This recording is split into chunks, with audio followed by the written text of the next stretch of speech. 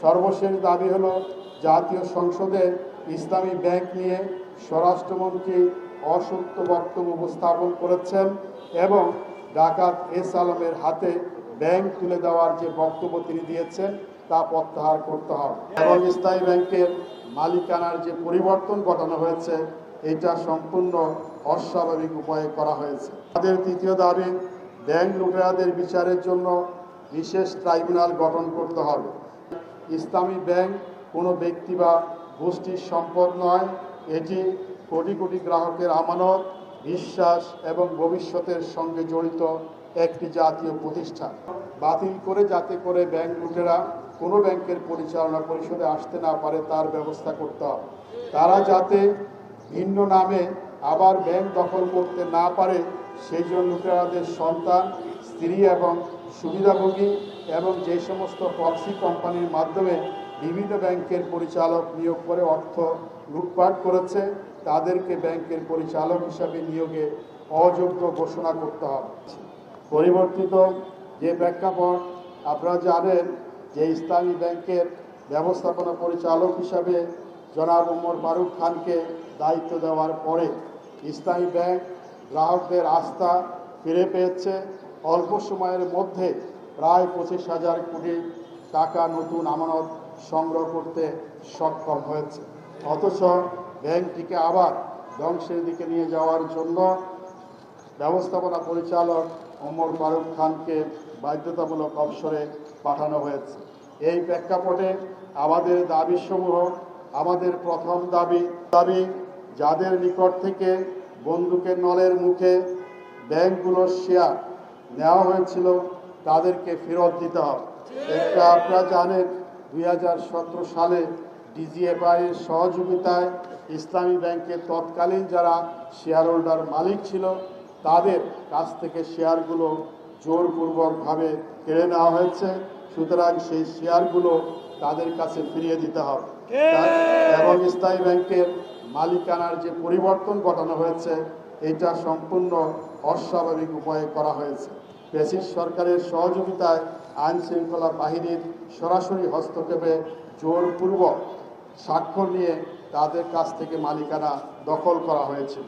আমাদের তৃতীয় দাবি, ব্যাংক লুটেরাদের বিচারের জন্য বিশেষ ট্রাইব্যুনাল গঠন করতে হবে। ইসলামী ব্যাংক বাংলাদেশ পিএলসি সহ বিভিন্ন ব্যাংক ফ্যাসিস্ট হাসিনা এবং তার আইন শৃঙ্খলা বাহিনীর সহায়তায় এস আলম সহ যারা লুট করেছে তাদের বিচারের জন্য বিশেষ ট্রাইব্যুনাল গঠন করতে হবে এবং দ্রুত বিচার করে দৃষ্টান্তমূলক শাস্তি নিশ্চিত করতে হবে যেন বাংলাদেশে এরকম লুটেরা মাফিয়া গোষ্ঠীর আর জন্ম না হয়। আপনারা জানেন যে বিশ্বের বিভিন্ন দেশে যারা মানি লন্ডারিং করে থাকে, ব্যাংকের অর্থ লুটপাট করে থাকে, যেমন সম্প্রতি ভিয়েতনামে সেখানে লুটেরাদের বিচার হয়েছে এবং দৃষ্টান্তমূলক শাস্তির ব্যবস্থা করা হয়েছে।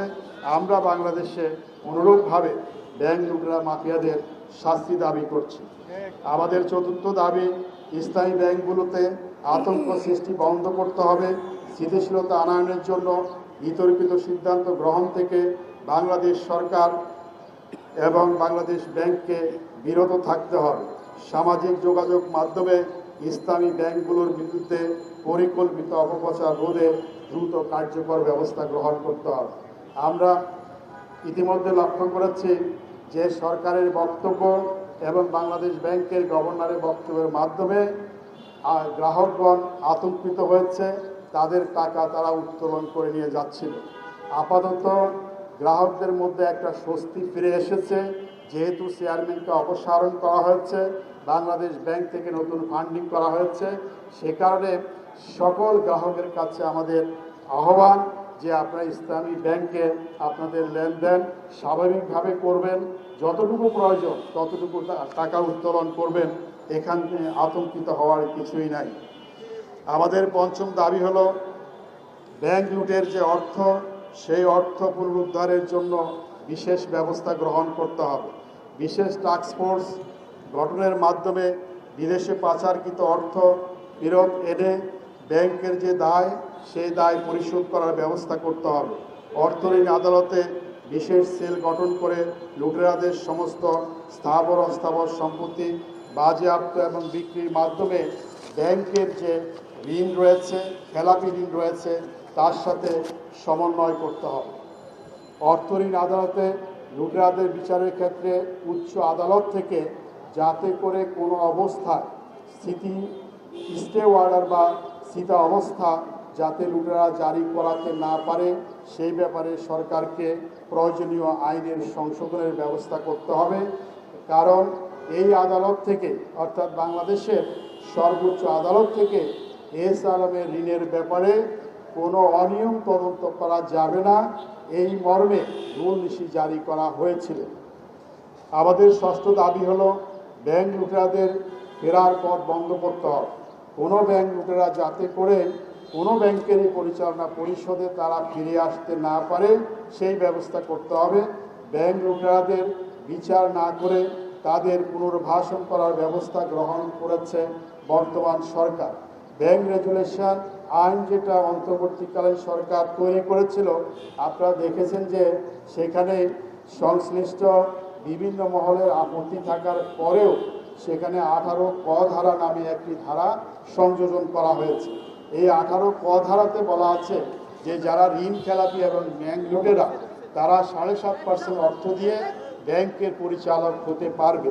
সেই কারণে আমাদের দাবি হলো অবিলম্বে এই ধারাটি বাতিল করার ব্যবস্থা করতে হবে এবং বাতিল করে যাতে করে ব্যাংক লুটেরা কোনো ব্যাংকের পরিচালনা পরিষদে আসতে না পারে তার ব্যবস্থা করতে হবে। তারা যাতে ভিন্ন নামে আবার ব্যাংক দখল করতে না পারে সেই জন্য লুটেরাদের সন্তান, স্ত্রী এবং সুবিধাভোগী এবং যে সমস্ত প্রক্সি কোম্পানির মাধ্যমে বিভিন্ন ব্যাংকের পরিচালক নিয়োগ করে অর্থ লুটপাট করেছে তাদেরকে ব্যাংকের পরিচালক হিসাবে নিয়োগে অযোগ্য ঘোষণা করতে হবে।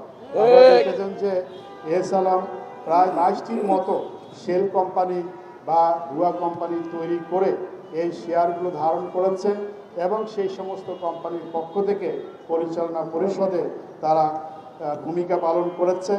এই ব্যবস্থা যাতে করে আর কোনোদিন সৃষ্টি না হয় সে কারণে 18 ক ধারা এটা অবিলম্বে বাতিল করতে হবে। আমাদের সর্বশেষ দাবি হলো জাতীয় সংসদে ইসলামী ব্যাংক নিয়ে স্বরাষ্ট্রমন্ত্রী অসত্য বক্তব্য উপস্থাপন করেছেন এবং ডাকাত এস আলমের হাতে ব্যাংক তুলে দেওয়ার যে বক্তব্য তিনি দিয়েছেন তা প্রত্যাহার করতে হবে। আগামীকাল হলো 16 জুন বাংলাদেশ ব্যাংকের গভর্নর বরাবর আমরা স্মারকলিপি প্রদান করব। আগামীকালের আমাদের কর্মসূচি আগামীকাল 16 জুন সকাল 11:30টায় আমরা বাংলাদেশ ব্যাংকের গভর্নর বরাবর স্মারকলিপি প্রদান করব এবং আমাদের 7 দফা দাবি আদায়ের লক্ষ্যে আমরা বাংলাদেশ ব্যাংকের গভর্নরের সাথে সরাসরি সাক্ষাৎ করে আমাদের দাবি আদায়ের পদক্ষেপ আমরা নেব। প্রিয় সাংবাদিকবৃন্দ, আমরা স্পষ্টভাবে বলতে চাই ইসলামী ব্যাংক কোনো ব্যক্তি বা গোষ্ঠীর সম্পদ নয়, এটি কোটি কোটি গ্রাহকের আমানত, বিশ্বাস এবং ভবিষ্যতের সঙ্গে জড়িত একটি জাতীয় প্রতিষ্ঠান। আমরা বাংলাদেশ সরকার, বাংলাদেশ ব্যাংক সংশ্লিষ্ট সকল কর্তৃপক্ষের প্রতি আহ্বান জানাচ্ছি ইসলামী ব্যাংকের পূর্ণাঙ্গ বোর্ড গঠন, স্থিতিশীলতা, সুশাসন, গ্রাহকদের স্বার্থ রক্ষায় দ্রুত, কার্যকর ও দৃশ্যমান পদক্ষেপ গ্রহণ করতে হবে। অন্যথায় গ্রাহকবৃন্দ বৃহত্তর কর্মসূচি দিতে বাধ্য হবে।